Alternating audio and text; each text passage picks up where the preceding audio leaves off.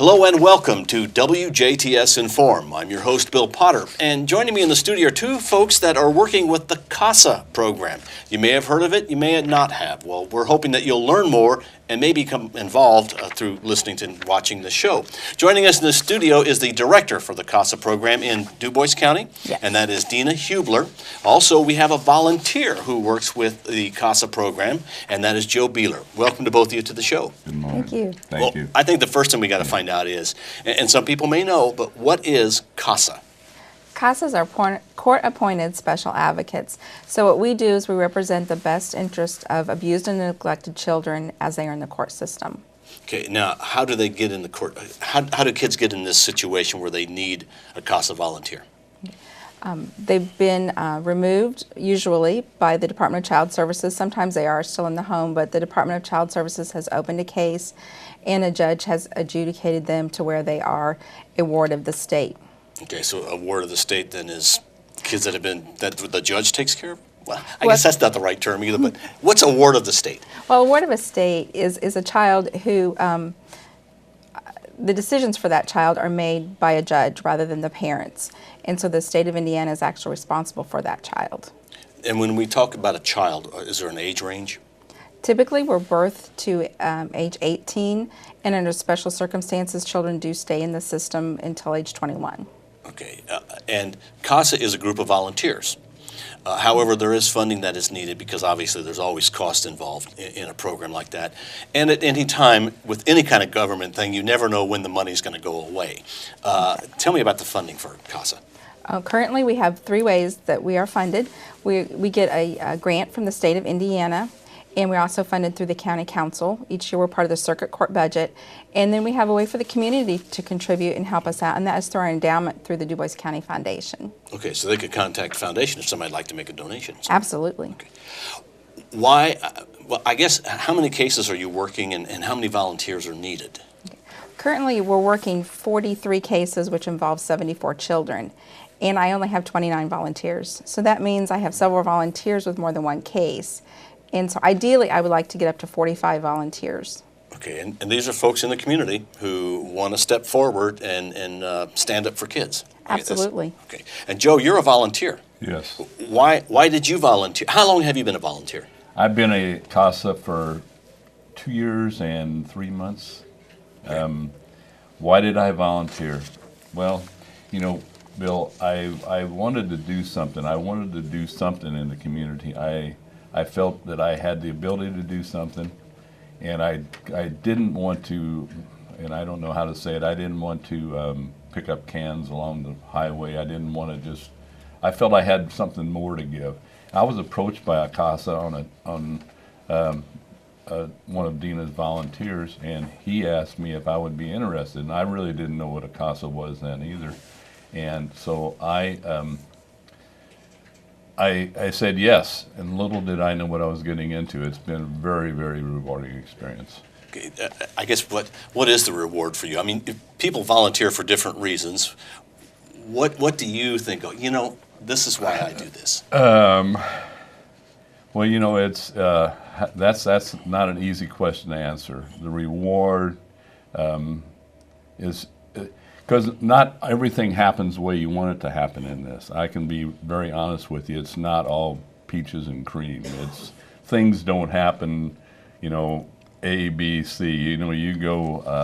And as we go into this, I'll tell you more about that. But it can be up and down. You can have positive days, and you think, you know, I guess maybe I'll go back and talk a little bit. You know, what a CASA child's like. You know, a CASA child, my children, I work with them, as Deena said, and maybe I'm going a little bit too faster with some older kids, and they've been all taken out of the home because of problems in the home. So they are a ward of the state. I work right now with 2 officially in the program and 2 that are out of the program that I still mentor with, and that's it's a real challenge.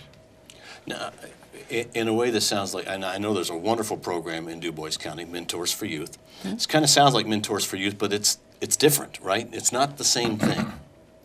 Yes, it is different. Actually, I encourage all of our children to get a mentor through that program, but we're a little bit different in the fact that we're only with them usually during the life of that case. And so, a small child, once their case is finished, we're finished, we may never see that child again. So we have to know that going in, and we have to schedule our visits that way so our child's not used to seeing us every single week so that we're gone when that happens. And one thing is a volunteer is not allowed to take a child into their home, and that would differ from mentors for youth. Now, what's the typical life of a case? Oh, wow.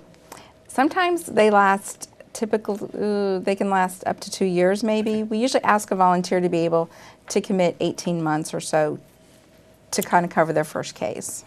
Now, this has got to be tough to volunteer because, somebody says, okay, I'll do it, but may not know anything about the legal system or doing what they do. Is there any training, or you just kind of set Joe loose? We wouldn't set Joe loose. We have 30 hours of initial training, and part of that is done with 15 hours of class training with me, and then it's independent reading on your own, and then we also do court observation. And then we also offer 12 hours of ongoing training throughout the year once you become a CASA, and that 12 hours is required, and we do that through several different formats. Are you in need of volunteers? Absolutely. I would love to have 16 more volunteers right now. I guess it's probably like every organization, you're always looking for volunteers. Well, unfortunately, our need keeps rising. A few years ago, I had probably, any 25 children on my caseload at any one time, and now I'm 75 children usually. Okay, now, I don't mean to ask a dumb question, but what do you mean when the child is removed from the home? Where are they? Well, children are first of all placed with relatives. If that's a first option, if there's an able relative available to take them. And if there's not, then they go into the foster care system and are placed in foster homes.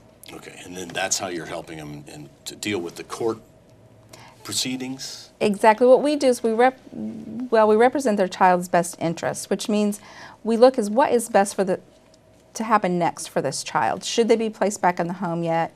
Should visits be increased with mom and dad? Should they stay the same? Maybe the child needs therapy or a tutor or some special medical procedure, and we can recommend those things. Yeah, it's a step process when they're taken out of the home, which as far as a CASA, that's probably the most, I don't know if you'd say challenging, but it is when you meet the child the first time. It's usually at the foster parents' home, and the foster parents, hopefully it would be the ideal situation as far as a CASA sees, and I think the child is with a relative, but that's not always possible. So there's the kids are placed in a foster home, and there's a giant need for foster homes also, Bill, in Dubois County. Right now, I deal with mostly teenagers, and any teenager that gets placed in a foster home now, unless they're with a relative, is going to get placed out of Dubois County, which means they're going to be displaced as far as their schooling. They won't be in school here. They'll have to go to a new school. I've had kids in a foster home in Paoli, in Odin, in Worthington, Indiana. So, this is another trying thing for the child, not only being from a family that's had issues, but then also you go to a foster home and it might not be somebody you know. Okay, now, part of CASA, court appointed. Do you need to know much about the legal system to be a volunteer? I don't think so. No, I don't think you do. You need to be a passionate. There's some things you need to have. What do you need? What do you need?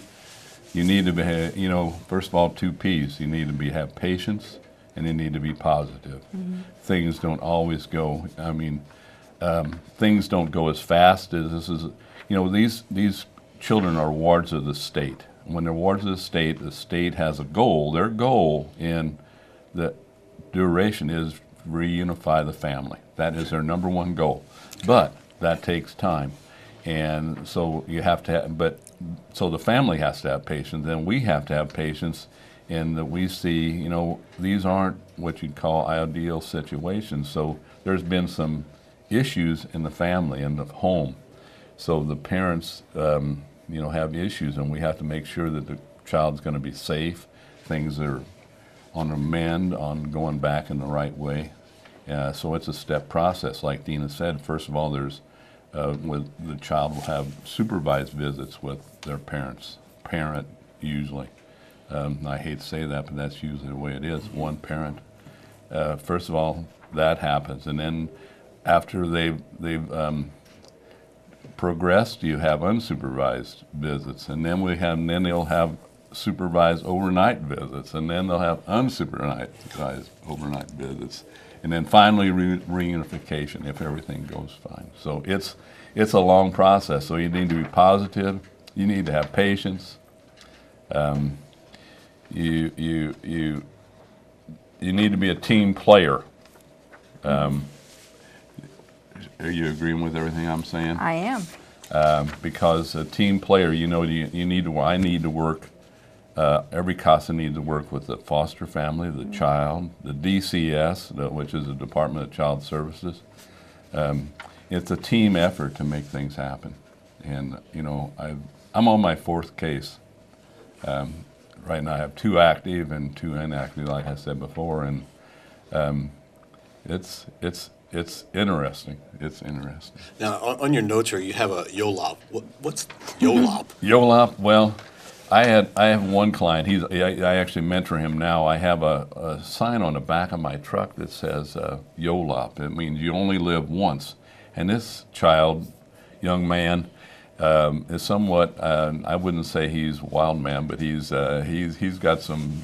He's a young guy. He's 18. Okay, so and he sees on the back of my truck this YOLOP sign, which says you only live once, and that's he says YOLOP. That's me. I said, well, we got. I thinking, oh man, I got to change that. So I put a P on the back of it. You only live once. Positively, because he could possibly get in some trouble, and he's got. So you got to keep everything positive, which is a good story, a good line for life anyway. Yeah, it's a good. I guess let's get to the call of action now. You need volunteers. Somebody watching wants to help in some way or would like to be a volunteer.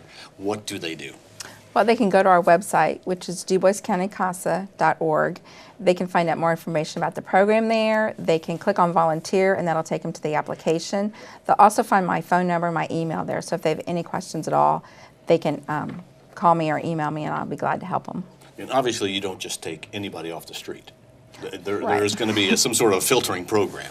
Exactly. We do have the background checks that we go through. And then we also have an interview process. And people also need to understand that even clear through the entire training program, this is a time for them to learn more about the program and for me to learn more about them.